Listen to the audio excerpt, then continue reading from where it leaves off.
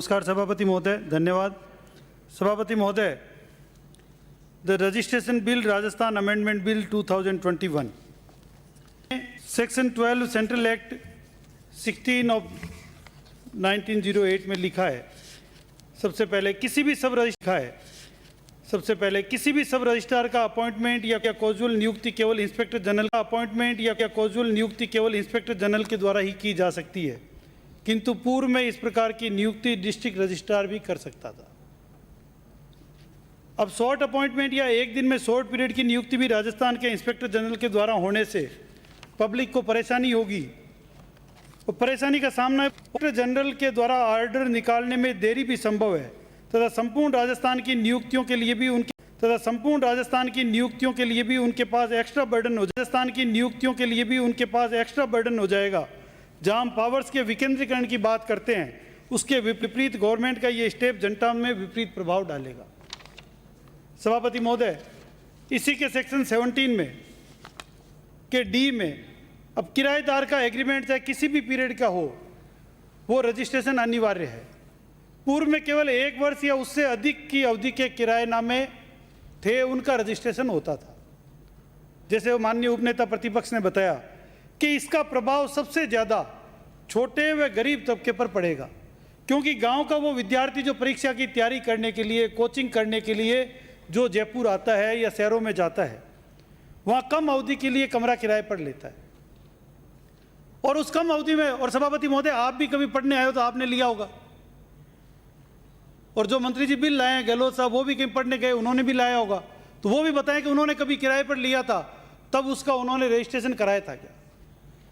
आज वो उन गरीब विद्यार्थियों पर हम डाल रहे हैं। जैसे उन्होंने बताया कि ये फाइनेंशियल बर्डन भी आएगा और इससे जटिलता भी बढ़ेगी।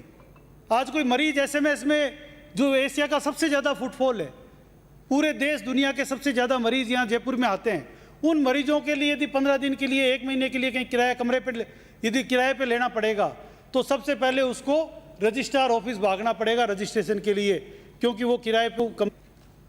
सभापति महोदय, किस तरह के अमेंडमेंट हम ला रहे हैं? हम सदन को केवल जटिलता के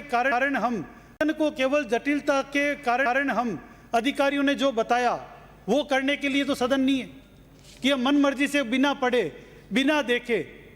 हम मानते हैं मुख्यमंत्री जी बीमार हैं और देखने का टाइम नहीं मिला होगा, लेकिन मंत्री जी तो देख सकते थे। इसको देख कर लाते तो मैं समझता हूं कि इस तरह का अमेंडमेंट आता ही नहीं। किसी भी सूरत में कोई सरकार इस तरह के अमेंडमेंट कभी नहीं लाएगी जिससे प्रदेश के नौजवानों को, युवाओं को, मरीजों को सबसे ज्यादा तकलीफ उठानी पड़े। सभापति में आपने 17F में लिखा है, agreement to sell immovable properties whether the possession whereof has been or is handed over or not to the purported purchaser। यानी आपने लिखा बिना पोजेशन कब्जे वाले सेल एग्रीमेंट का रजिस्ट्रेशन भी अनिवार्य है। 1% सेल वैल्यू का अतिरिक्त भार क्रेता पर आएगा। मैं आगे आपको बताऊंगा कि किस किस तरह से दूसरे स्टेट्स में क्या फर्क है और हम ऑलरेडी क्या ले रहे हैं, इसमें हमने 1% और जोड़ दिया।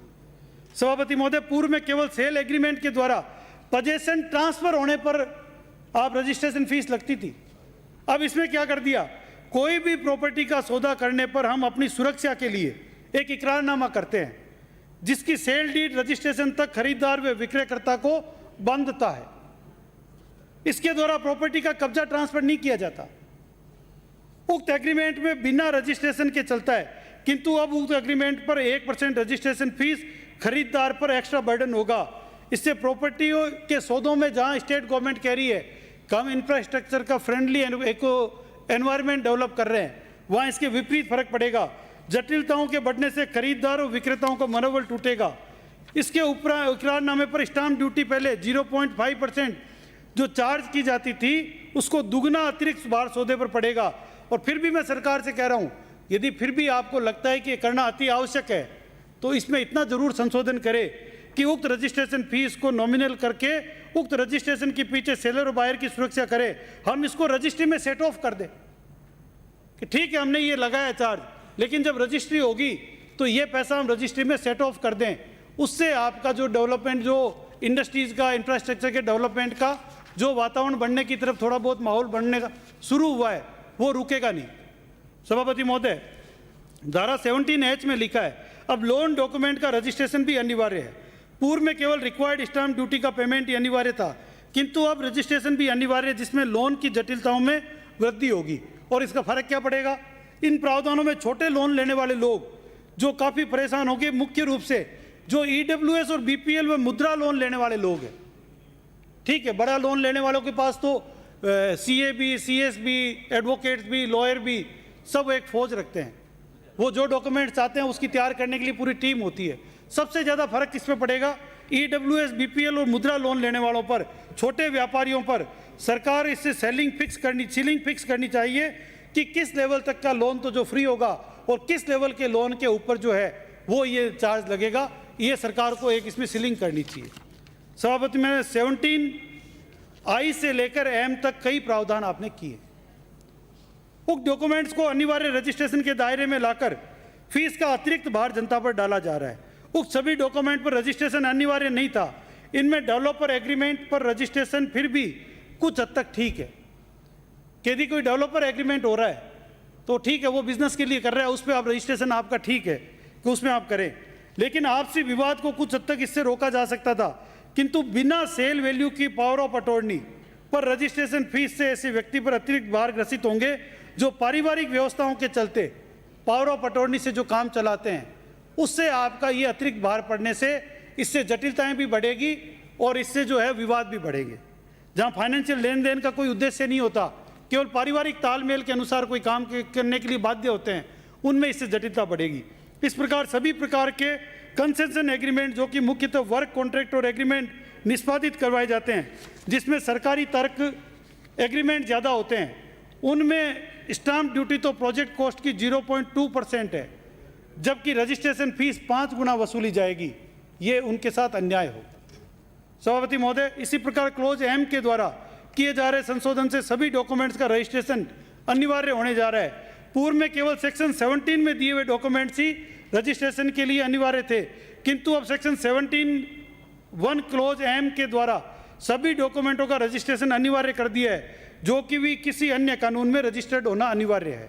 उक्त संशोधन में जटिलताओं के में अभूतपूर्व वृद्धि होगी और जनता सरकारी विभागों के चक्कर काटते हुए केवल सरकार को कोसेगी, इसके अलावा कुछ नहीं होगा।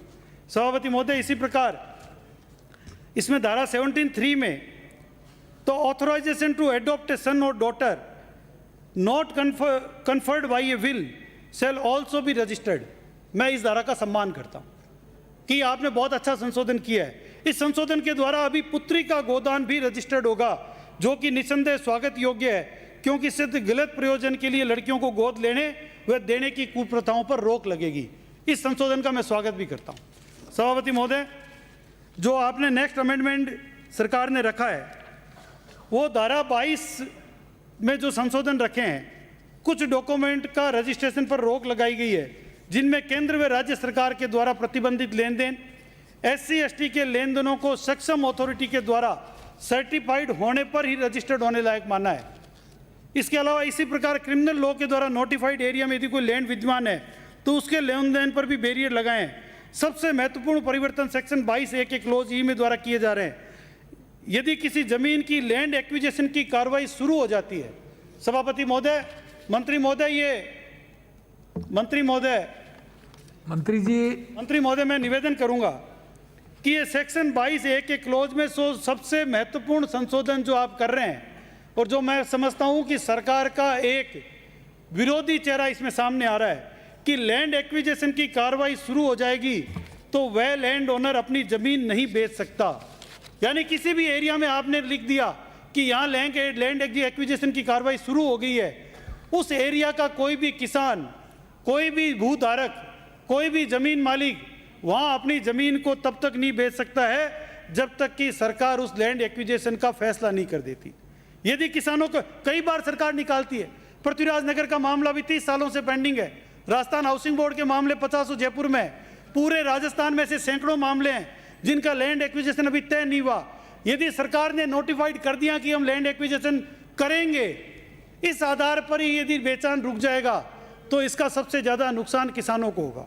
यदि किसानों को पैसे की ज़रूरत है, उस पर अपनी ज़मीन या बेचने इस प्रकार का प्रतिबंध लगा दिया जाएगा तो निस्संदेह ये अब तक का सबसे क्रूरतम कानून माना जाएगा। ये मेरा निवेदन है। Composition and transparency in land acquisition, rehabilitation, resettlement act 2013 की धारा 25 के अंतर्गत कलेक्टर 12 माह तक की अवार्ड इश्यू कर सकता है। यानी इस अवधि तक 12 माह तक किसान अपनी जमीन किसी को भी नहीं बेच सकता। यह एक बार लैंड एक्विजिशन की कार्रवाई शुरू हो जाती है। सभापति महोदय, मैं मंत्री महोदय को बताऊंगा कि हो सकता है बिल अधिकारी लाए और आपने पढ़ा नहीं हो, पर अब तो हम आपको बता रहे हैं कि इस बिल में ये गलती है। ये किसान विरोधी बिल है। ये उन छोटे जमीन किसानों के जमीन के जो मालिक हैं उनके विरोधी बिल है कि जिस एरिया में आज राजस्थान में सैकड़ों जगहों पर किसानों के आंदोलन चल रहे हैं, कहीं मुआवजे को लेकर चल रहे हैं, कहीं एक्विजिशन को लेकर चल रहे हैं, कहीं किसी और चीज को लेकर चल रहे हैं। एक बार सरकार ने नोटिफिकेशन कर दिया कि यहां से यहां तक हम एक्विजिशन करेंगे। उस एक्विजिशन को तब तक यदि आप पूरा नहीं करोगे जब तक वहां का किसान अपनी जमीन किसी को नहीं बेच सकता, वहां का किसान अपनी जमीन का कोई ट्रांजैक्शन नहीं कर सकता, वहां का किसान अपनी जमीन का कहीं पर रहन नहीं कर सकता। यदि इस तरह के क्रूरतम कानून आप लाते हो तो एक तरफ आपकी सरकार जो किसान हितैषी सरकार का चेहरा जनता के सामने रख रही है, दूसरी तरफ इस कानून के माध्यम से आप किसानों को गला घोंटने का काम कर रहे हो। ये इस कानून की धाराओं में आपने स्पष्ट किया है। सभापति महोदय, मैं निवेदन करूंगा आपके माध्यम से कि यदि सरकार वाकई किसानों की हितैषी है, यदि किसान हितों की बात करती है, यदि इनकी कथनी और करनी में अंतर नहीं है, तो इस बिल के इस सेक्शन में जरूर परिवर्तन करें और किसानों के हित में इस परिवर्तन को वापस विड्रॉ करें, जिससे राजस्थान का किसान, राजस्थान का आम व्यक्ति इस तरह की चीजों से बचे। सभापति महोदय, जो मैंने कहा था कि इस बिल की जब चर्चा हो रही है तो मंत्री महोदय ये भी देखें कि हम ऑलरेडी कितना रजिस्ट्रेशन शुल्क ले रहे हैं, जो हम नई नई तरह की चीजें लगा रहे हैं। आज गुजरात में stamp duty 3.5%, registration 1%, surcharge 1.40%, total 5.9%। Karnataka में 3% to 5% और रजिस्ट्रेशन 1%। आंध्र प्रदेश में 5%, रजिस्ट्रेशन 1%, टोटल 6%। महाराष्ट्र में 5% इंक्लूडेड, 1% मेट्रो सेस, टोटल 5%। और राजस्थान में हम ले रहे हैं stamp duty 6%, registration fees 1%, surcharge 1.8% और हाईएस्ट इन इंडिया 8.8%।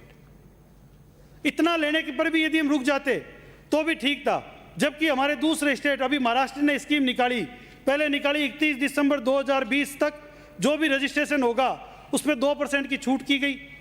फिर कहा 1 जनवरी 2021 से 31 मार्च 2021 तक 3% की छूट दी और उससे वहाँ रिकॉर्ड जो सौदे हुए थे उनका रजिस्ट्रेशन हुआ है और ज़बरदस्त वहाँ महाराष्ट्र स्टेट को रजिस्ट्रेशन की फीस मिली है। और हमारे यहाँ पे इसकी बजटिंग भी देख लें कि 2019 में आपने स्टैंप और रजिस्ट्रेशन से 5,350 करोड़ रुपए प्रोजेक्शन किया था और आपने अचीव कितना किया? 4320 करोड़, -21%। अगले साल आपने यहाँ घोषणा की कि हम 2% स्टाम्प ड्यूटी घटा रहे हैं, लेकिन उसमें भी वो 2% पुरुषों के तो घट गई लेकिन महिलाओं के नहीं घटी। ये भेदभाव आपने किया, महिलाओं के साथ भेदभाव किया। जब वसुंधरा जी यहाँ मुख्यमंत्री थी तो उन्होंने महिलाओं की रजिस्ट्रेशन ड्यूटी पहले से ही कम कर रखी थी और आपने कुल में से तो कम कर दी, लेकिन महिलाओं को उसका फायदा नहीं मिला। अब यहाँ राजस्थान में क्या हुआ? 2021 में 20-21 में आपने रखा कि हम 5600 करोड़ रुपए अचीव करेंगे, आप कर कितना पाए? 5200 करोड़ रुपए। और 21-22 में आपने लिखा कि हम 6100 करोड़ करेंगे। अब पूत के पांव पालने में दिख गए पहले ही, तो आगे अब आने वाले मार्च आया बजट सेशन, उसमें फिर दिख जाएगा।